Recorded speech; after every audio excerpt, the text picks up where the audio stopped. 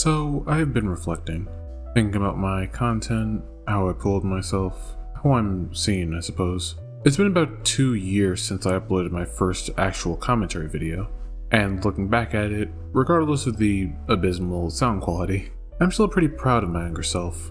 He was competent enough to make a YouTube video that I can look back at and actually notice just how much I've improved while still being somewhat consistent. It may seem stagnant to some, but to myself, I'm pretty proud of the improvements I've made when it comes to telling people about the scum of our fandom. To some, it's been 2 years that I've been criticizing parts of the fandom non-stop. 2 years that I've been lambasting the loud minorities of our ranks. 2 years that I've supposedly been making the fandom look worse. There's been a relatively small critique being leveled against me, as I've only seen it a minuscule number of times unprovoked. While it isn't something I take to heart, it did make me think about the content I was putting out there.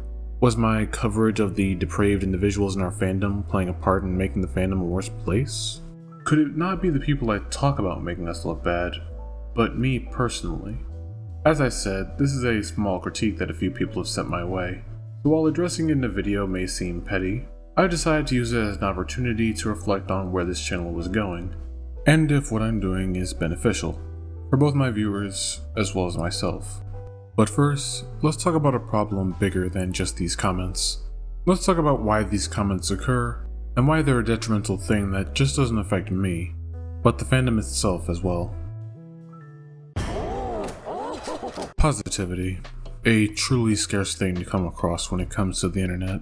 So scarce, in fact, that some may find themselves going to toxic lengths to secure said positivity. Being toxically positive, if you will. This phenomenon has been known to occasionally occur in the furry fandom. Unfortunately, depending on how you feel about it, this can usually be cited when a furry gets outed for their abhorrent actions. If you look close enough, you can usually see a bystander taking the offender's side with minimum persuasion. Assuming their thought process isn't out of commission, some bystanders will then go on to fearmonger about the horrors of cancel culture.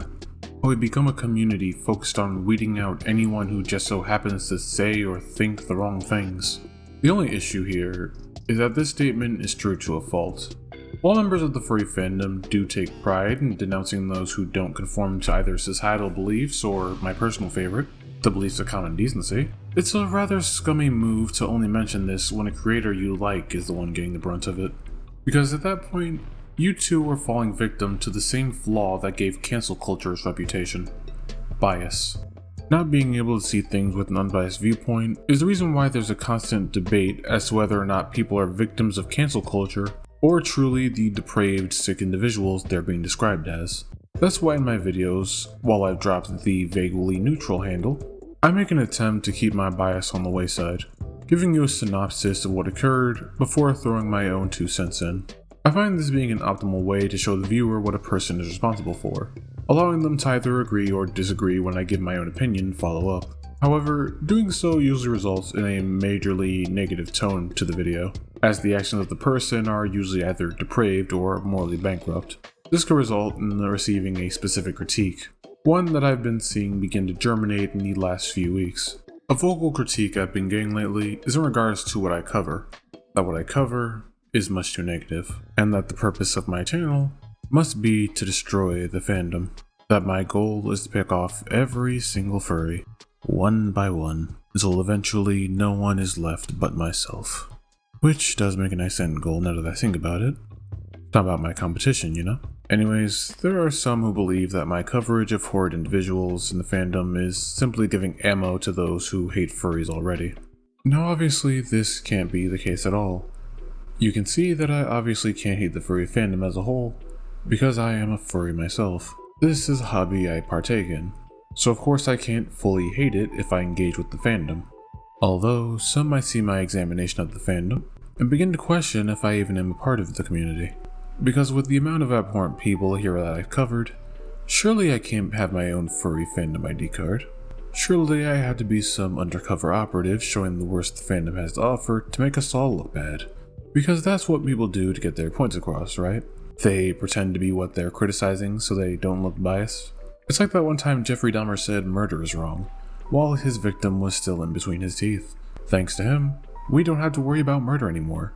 But in all seriousness, I don't really understand what would disillusion you to the point that you think a furry criticizing the fandom means that surely they're just pretending to be a part of it.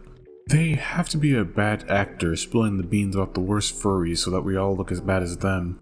This kind of thought process feeds into why we have a problem with people getting their horrid accents revealed and still being able to go on and act as if they didn't just respond to pedophilia and grooming allegations by victim blaming the child they manipulated. That anyone who focuses on the negative of our group should instead turn over to the positive and look at what makes our fandom good and worth joining.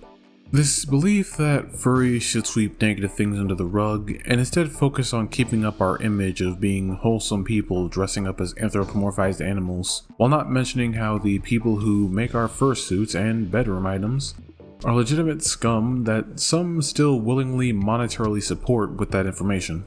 Now, there's no problem with wanting to look at the bright side of things, obviously. Not everyone has to keep their eyes glued solely to the issues of our fandom day in and day out. But it's when you try to force those who do keep tabs on our bad actors to focus on the good that it becomes an issue. And funny enough, that's hardly the case for myself. As I've said in my question and answer video, I cover subjects and topics in the fandom that I look at and find either genuine interest or morbid curiosity in. That's what I've been doing, and that's been the intention since the channel's conception. So the claim that my true master plan is to overthrow the furry hierarchy or some nonsense sadly bears no fruit, although I have spoken to my community about the point of what I cover being too negative. Among the other critiques I've received on my Twitter post and in my Discord server was the possible discussion to talk about lighter topics once in a while. Something to give a small mental break before falling back into the horrors of our fandom again. Somewhat like the Circle video or the Chains playthrough I keep saying I'll get back to but never doing it because reasons, I guess. I don't even know anymore. But what I'm getting at is, I'll be making an effort to take these criticisms into consideration. However, that'll be done as part of a change I'll be making to my personal philosophy, I guess you could say. Well, let me explain that a little further. The thing about YouTube for me is that I essentially do this for a hobby. I know to some, a hobby stops being a hobby when money starts to come in from it, and you actually have to set up a schedule for it or else it'll burn out and start to resent doing it. But yeah, I still consider what I do here to be a hobby for the time being. Just something to relax with in between college courses and my actual job.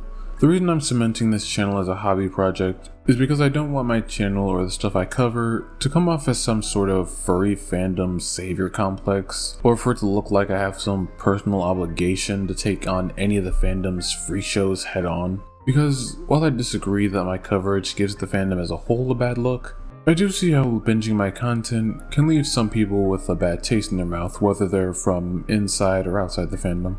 Not in the every furry is a dog humper or a piece of jizzer sense, but in the sense of, if our fandom houses these many abhorrent people in it, is it really worth joining it or staying associated with it? Why can't I just openly be a furry or like furry media without being grouped in with people like these that most of the fandom hates just as much as non-furries do? I say this because these are the questions I ask myself when yet another furry gets outed for being a bastard, while I'm still trying to research the other one who was just outed the week before for shagging their dog. I joked about it with a friend before, but the reality is, if I were to solely cover our fandom's predators, dog humpers, and sexual deviants aplenty, I would truly never run out of content. There wouldn't be an incentive to change anything on my channel because I'd always be guaranteed something to make a video about every other week. But knowing that doesn't give me a sense of security. It tells me that there'll always be something horrible to talk about for the next video, and the one after that, and so on and so forth. That cycle might line my pockets, sure, but I'd rather not devote what was supposed to be my hobby to surrounding myself with information about the worst people imaginable at all times. The ad revenue I get from this channel has always just been an added bonus to talking about weird stuff I want to share with others. It's always gone towards making sure I can work on my content consistently. So I don't want to lose interest in the channel, and for money to become the main motive for devoting my free time to talking about shitty parents and clout chasers. I mean, I'm a cashier. I already spend enough time dealing with crappy people for a paycheck. I'm not throwing my free time away just to generate more of that same depressing feeling, regardless of the currency it generates. But this entire rant was just for me to say that going forward, I'm going to be making the videos I personally want to make. Whether it's talking about a shitty furry, or maybe a furry game, or some other furry third thing, because I don't have my video idealist in front of me right now. This just means you'll be getting other content from me that isn't solely based on whatever furry decided to show themselves to a kid that week. I already have other ideas in the works for more lighthearted stuff to sprinkle in, so I hope you'll at least stick around me to see what those are. I mean, I'm sure we'll all benefit from me canceling myself for my past actions, right after telling you how to properly take accountability for your actions, only to follow it all up with telling you which werewolves are objectively the best. There will be a few other ideas I can try, but with me being in the middle of moving, it might be a while before I give some of them a try. But regardless, I'll end off by saying this. Don't be toxically positive. Don't be overly negative. Instead, take the yin with the yang, the good with the bad, the safe with the out there. Wait, that didn't... Wait, let me do that over.